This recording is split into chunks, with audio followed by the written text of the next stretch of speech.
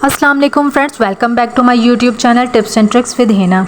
कसूरी मेथी को इस्तेमाल तो हम सभी अपने खानों में करते हैं, लेकिन क्या कभी आपने कसूरी मेथी को क्लीन करके इस्तेमाल किया है? अगर नहीं किया है तो आज की वीडियो आपके लिए बहुत ही यूज़फुल होने वाली है। इसके अलावा बहुत सारी किचन टिप्स एंड ट्रिक्स आपको इसी वीडियो में देखने के लिए मिलेंगी। जब भी हम कसूरी मेथी ख़रीद कर घर लेकर आते हैं तो इस्तेमाल से पहले इसको क्लीन करना बहुत ज़्यादा ज़रूरी होता है, क्योंकि कसूरी मेथी के अंदर बहुत सारी मिट्टी होती है, बहुत सारे पत्थर होते हैं और सूखे सूखे डंठल होते हैं। ये डंठल हमारे सालन को बदनुमा बनाते हैं और मिट्टी हमारे खाने के टेस्ट को ख़राब करती है। यही नहीं बल्कि हमारी सेहत को भी बहुत ज़्यादा नुकसान पहुंचाती है। बहुत सी ख़वातीन इसको बिना साफ़ किए ही खाने में इस्तेमाल करना शुरू कर देती हैं। टू बी ऑनेस्ट, पहले मैं भी यही किया करती थी कि इसको इसी तरह से खाने में इस्तेमाल कर लेती थी, लेकिन जब ये मिट्टी मेरी नज़र से गुजरी तो मैंने इसको क्लीन करना शुरू कर दिया। अब काफ़ी टाइम से मैं इसको क्लीन करके ही इस्तेमाल करती हूँ। छोटा सा इसका मेथड है क्लीनिंग का, अगर आप उसको फॉलो कर लेते हैं तो इसमें से जितनी भी मिट्टी पत्थर डंठल है वो रिमूव हो जाएंगे और साफ़ सुथरी कसूरी मेथी को आप अपने खाने में इस्तेमाल कर सकेंगे। मेथी को क्लीन करने के लिए किसी भी खुले बर्तन का इस्तेमाल करना होगा। आटे का तसला भी आप इस्तेमाल कर सकते हैं या कोई बड़ी प्लेट का इस्तेमाल भी कर सकते हैं। उसमें मेथी डाल लीजिएगा और मेथी को फटक फटक कर हमें इसको क्लीन करना है। जब हम इसको फटकेंगे तो जितने भी डंठल हैं वो अलग हो जाएगी मेथी से। इसकी क्लीनिंग के दौरान आप देखेंगे कि इसके अंदर से छोटे छोटे मिट्टी के ढेले निकलेंगे और यही मिट्टी के ढेले हम जाने अनजाने में अपने खानों में मेथी के साथ इस्तेमाल कर लेते हैं। कसूरी मेथी को क्लीन करने में हो सकता है आपको थोड़ा सा ज़्यादा टाइम लगे, लेकिन अगर आप मेरे बताए हुए मेथड को फॉलो करेंगे तो इस तरह से ना सिर्फ आपका ये काम बहुत ज़्यादा आसान और जल्दी हो जाएगा, बल्कि आपकी कसूरी मेथी बहुत अच्छे से साफ़ हो जाएगी। इसमें किसी किस्म के डंठल मिट्टी या मिट्टी के ढेले आपको नज़र नहीं आएंगी। बहुत अच्छी तरह से क्लीन होकर काबिल इस्तेमाल हो जाएगी। तो इसके लिए मैंने 2 स्टेप को फॉलो मैं हमेशा से करती हूँ। सबसे पहले खुले बर्तन में मैं मेथी को निकाल लेती हूँ, फिर इसको हल्के हल्के से फटकती हूँ ताकि मेथी नीचे ना गिरे। जब आप इसको फटकेंगे तो मेथी आगे की तरफ हो जाएगी और जो डंठल हैं वो इसके अलग हो जाएंगे, पीछे रह जाएंगे। आपने डंठलों को प्याली में निकाल लेना है और मेथी को इस तरह से सेपरेट कर लेना है।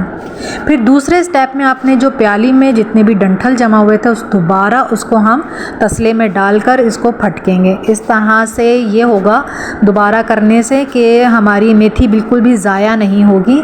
जितनी भी जो डंठल के अंदर मेथी रह गई थी वो भी साफ़ हो जाएगी। तो ये सारे डंठल, अब इसके अंदर कोई किसी किस्म का मेथी का कोई पत्ता नहीं है, इनको हम अलग कर लेंगे और मेथी को हम प्लेट में डाल लेंगे।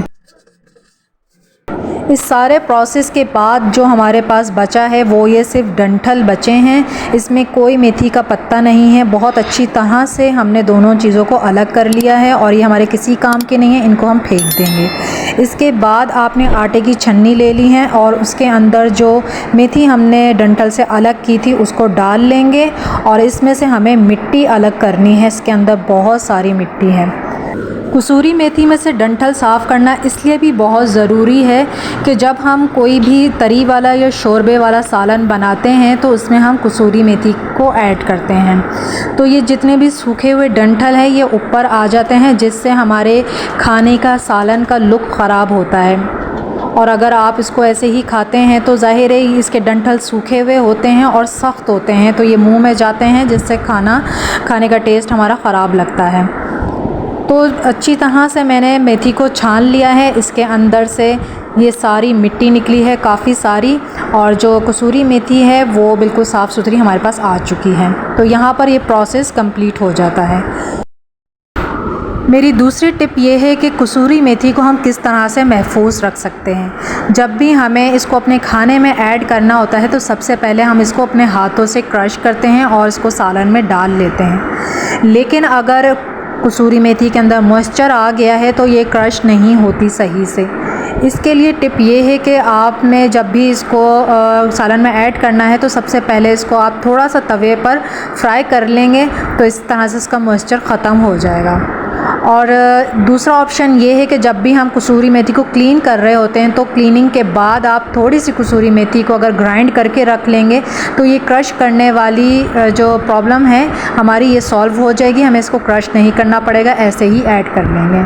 अगर आप इसको ग्राइंड नहीं करना चाहते तो आप क्लीनिंग के बाद ही उसी वक्त आपको ये प्रोसेस करना है कि आप इसको अपने हाथों से इस तरह से क्रश कर लें। अगर आपको बहुत ज़्यादा पाउडर फॉर्म में नहीं चाहिए तो आप इसको क्रश कर लें इस तरह से हाथों में, और आप जिस तरह से फिर इसको महफूज करके रखते हैं एयर टाइट कंटेनर में, आप इसको डाल दें। इससे ये होगा कि अगर इसके अंदर मॉइस्चर आ भी जाता है तो आपकी कसूरी मेथी पहले से क्रश्ड है, आप इसको ईज़िली अपने खाने में इस्तेमाल कर सकते हैं।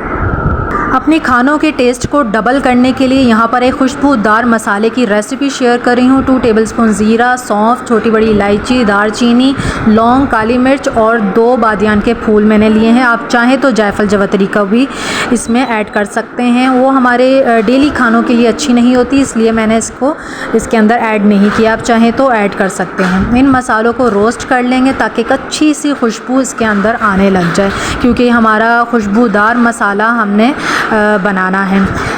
हल्का सा इसको रोस्ट करेंगे और फिर इसको ग्राइंड कर लेंगे, इसका पाउडर बना लेंगे। सिर्फ आधा टीस्पून इस मसाले का आपने अपने किसी भी खाने में ऐड करना है और आप देखेंगे आपके खाने में से जो खुशबू आएगी और उसका टेस्ट भी डबल ट्रिपल हो जाएगा। तो इसीलिए इस मसाले को मैंने खुशबूदार मसाला का नाम दिया है। तो ये थी मेरी आज की कुछ tips and tricks. I hope कि आपको पसंद आई हो। तो वीडियो को लाइक ज़रूर कर लीजिएगा। Take good care of yourself. अल्लाह हाफिज़।